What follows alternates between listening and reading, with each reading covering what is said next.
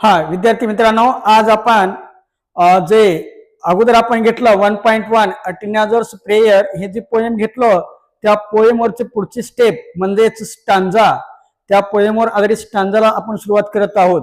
आपल्या question paper मध्ये question number 3 ए मध्ये क्वेश्चन नंबर लक्ष द्या, क्वेश्चन नंबर 3 ए मध्ये स्टांजावर आधारित 5 मार्काचा प्रश्न असतोय. तो प्रश्न हँडल करण्यासाठी आपण या ठिकाणी स्टांजा काढलेत बोर्डाप्रमाणे स्टांजा काढले. तर 1.1 ही जी काही आपण पोएम शिकलो त्या पोएमवर आधारित स्टांजा नंबर फर्स्ट आपण घेत आहोत. सर्वांनी आपलं रायटिंग आपलं blank notes number 1 notes number first हे काढायचंय, ओपन करायचंय, काढा आणि त्याचं ब्लँक नोट्स नंबर 1 मधला पेज नंबर 78 वर काढायचंय.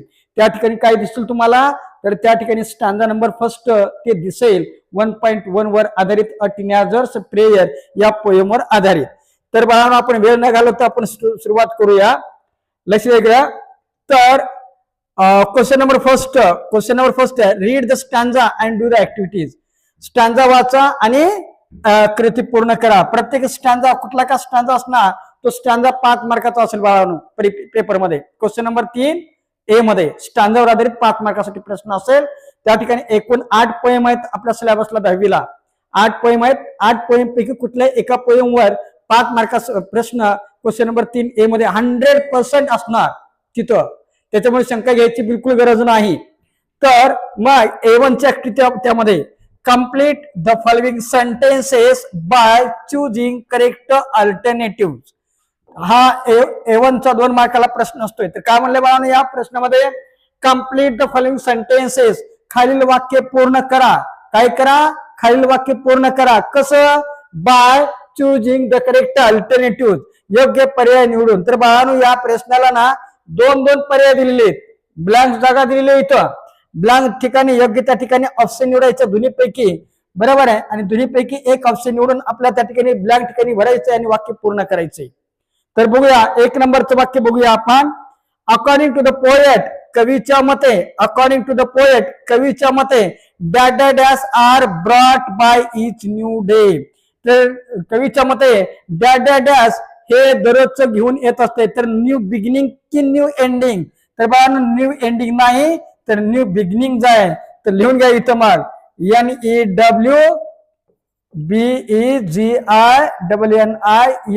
NEWBEGINNINGS new beginnings. BEGINNINGS new beginnings झालं.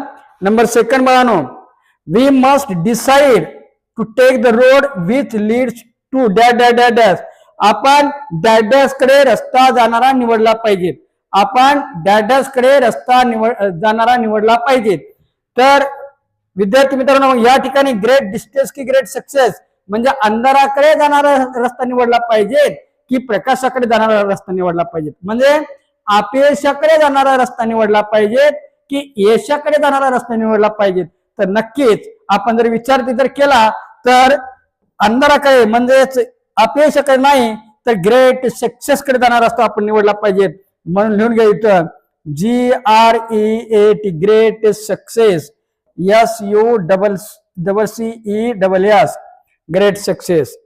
Number 3 the age group of the poet dash म्हणजेच कवीचं वय हे डॅश ग्रुप मधील आहे. कवीचं वय हे डॅश ग्रुप मधील आहे. तर आपण जर लक्षात ठेवलं विद्यार्थी मित्रांनो तर वरल्या सगळ्या हेडलाईनच आपल्या पोएमची अ टीनेजर्स प्रेयर. टीनेजर्स म्हणजे काय? वयवर्ष 13 ते वयवर्ष 19. तर या ठिकाणी दिलेलं आहे वयवर्ष 13 ते वयवर्ष 19 आणि वयवर्ष 20 to 25. तर 20 to 25 नाही तर 13 to 19. म्हणून इथं 13 to 19 असं लिहा बाळांनो. Next number 4, I am the only dad to choose the road that I will take. I am the only dad to choose the road that I will take. मी तर dash आहे कशाला? रस्ता निवडण्यासाठी. मग 1 आहे की अनदर आहे? अनदर नाही तर बाळांनो 1. I am the only one हा शब्द इथं ONE. I am the only one to choose the road that I will take. जी की रस्ता जीवनाचा मार्ग निवडण्यासाठी मी एकटाच आहे असं म्हणलेले होते म्हणून इथं 1 घ्या. आणि बाळांना या ठिकाणी हा पडला तर पडेल, नाही तर ऑर मधील हा दुसरा त्या ठिकाणी पडेल ट्रू ऑर फॉल्स. बघा याच्यामध्ये ऑर मध्ये म्हणलेलं आहे इथं स्टेट सांगा whether the following statements are true or false. खालील वाक्य बरोबर की चूक ते सांगा. खालील वाक्य बरोबर की चूक ते सांगा. Number 1, the poet says that other will choose his way. कवी म्हणतात की माझा मार्ग दुसरे निवडणार आहेत. तर नाही बाळानो, I am the only one म्हणले, दुसरे इथं नाही, म्हणून हे वाक्य फॉल्स आहे. म्हणजे दुसरे मार्ग निवडणार नाहीत, स्वतः आहेत ते. हे वाक्य चुकीचं आहे म्हणून फॉल्स करा. वाक्य चुकीचं असेल तर फॉल्स करायचं, बरोबर असेल तर ट्रू करायचे. Number 2, the darken road lead to great distress. अंधाराकडे जाणारा रस्ता ताणतणावाचा आहे. नक्कीच बाळानो, अंधाराकडे जाणारा हा रस्ता ताणतणावाचा असतोय, म्हणून हे वाक्य ट्रू आहे. हे वाक्य ट्रू आहे. A1 ची ऍक्टिव्हिटी झाली. A1 ची ऍक्टिव्हिटी झाल्याच्या नंतर खाल्ल्या साईडला स्टँडा दिलेला असतो. स्टँडा दिलेला आहे. स्टँडाच्या खाल्ल्या साईडला त्या ठिकाणी A2 ची ऍक्टिव्हिटी असते. A2 ची ऍक्टिव्हिटी असते. मग A2 च्या ऍक्टिव्हिटीला किती मार्क असतात? 2 मार्क असतात. A1 ला 2 मार्क, A2 ला 2 मार्क आणि A3 ला 1 मार्क. स्टँडावर आधारित असा प्रश्न असतात. तर A2 ची activity, what decisions does the speaker have to make. कवीला कोणता निर्णय घ्यायचा आहे किंवा कवीला कोणता निर्णय घेतला पाहिजे असं या ठिकाणी म्हणलेलं आहे. तर आज आन्सर घ्या. As per mentioned MENTIONED as per mentioned in the stanza मध्ये उल्लेख केल्याप्रमाणे, as per mention in the stanza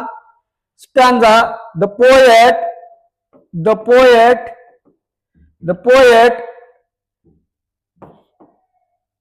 poet has to take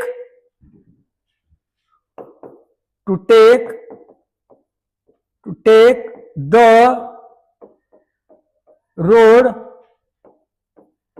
which leads to great success. SUCCESS, great success. The poet said that. The poet also said that I am the only one to choose the road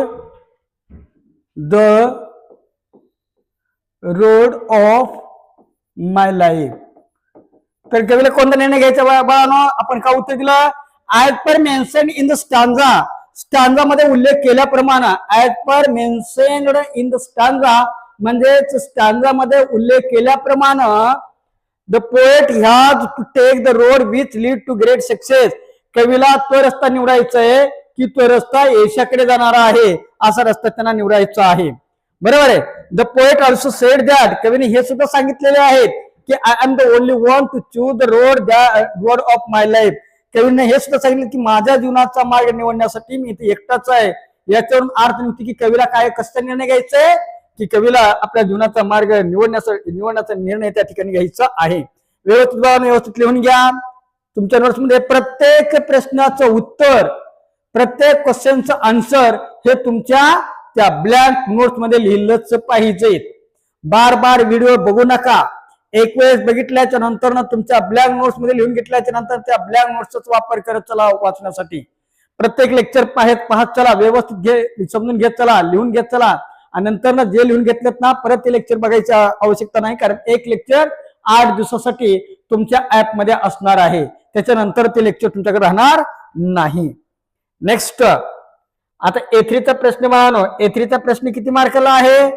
मी आता सांगितलं तुम्हाला. A3 चा प्रश्न हा 1 मार्कासाठी आहे.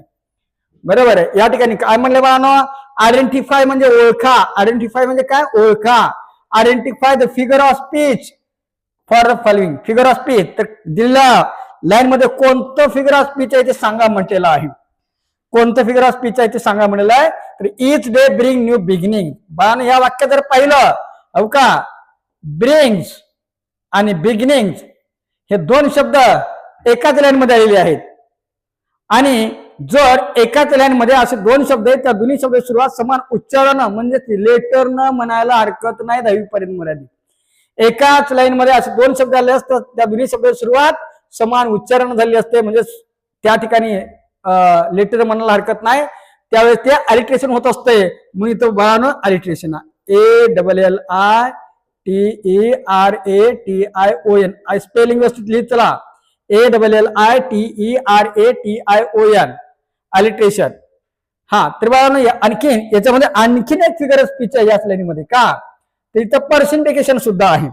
कसं की त्या ठिकाणी निर्जीव असून सुद्धा सजीवासारखं कार्य दाखवलं ना, निर्जीव असून सुद्धा सजीवासारखं कार्य जर दाखवलं तर तिथं पर्सनिफिकेशन होत असते. तर बाळांनो इथं निर्जीव आहे, इच डे प्रत्येक दिवस, दिवस हा निर्जीव आहे. आणि ब्रिंग आणण्याची क्रिया दाखवलेली आहे, सजीवाकडून दाखवलेली आहे. म्हणजे निर्जीव असून सुद्धा सजीवासारखं कार्य दाखवलं तर तिथं पर्सनिफिकेशन होत असते. तर बाळांनो तेच घडलेलं आहे. इच डे प्रत्येक दिवस, दिवस सजीव का निर्जीव, तर नक्कीच निर्जीव आहे. हा ब्रिंग म्हणजे आणण्याची क्रिया कोणाकडून होत असते, सजीवाकडून की निर्जीवाकडून, तर नक्कीच त्या ठिकाणी सजीवाकडून होत असते. म्हणजे निर्जीव असून सुद्धा आणण्याची क्रिया सजीवासारखी दाखवली म्हणून इथं पर्सनिफिकेशन होत असते. बाळांनो घ्या पर्सनिफिकेशन, PERSONIFICATION व्यवस्थित लिहून घ्या. PERSONIFICATION पर्सनिफिकेशन घेतलं. एका लाईन मध्ये दोन फिगर ऑफ स्पीच आहेत बाळांनो इथं. आता इथं जर पाहिलं 2 number, decisions I must make, यामध्ये कोणतं फिगर ऑफ स्पीच आहे, तर इथं इन्व्हर्शन आहे बाळांनो. इन्व्हर्शन म्हणजे काय की दिलेली वाक्याची रचना SVO असे असते, बरोबर आहे. पण कवी काय करतात, यमक जोडण्यासाठी शेवटचं जे ओ असते ना ते सुरुवातीला आणतात. तर बाळांनो का इथं हे मॉडेल ऑक्झिलरी आहे, हो का यस आहे, हो का हे व्ही आहे आणि हो का हे ओ आहे. म्हणजे ओ सुरुवातीला आणले कवीनं, इथं ओ सुरुवातीला आणलं असल्यामुळं या ठिकाणी इन्व्हर्शन त्या ठिकाणी झालेलं आहे. म्हणून इथे इन्व्हर्शन घ्या. INVERSION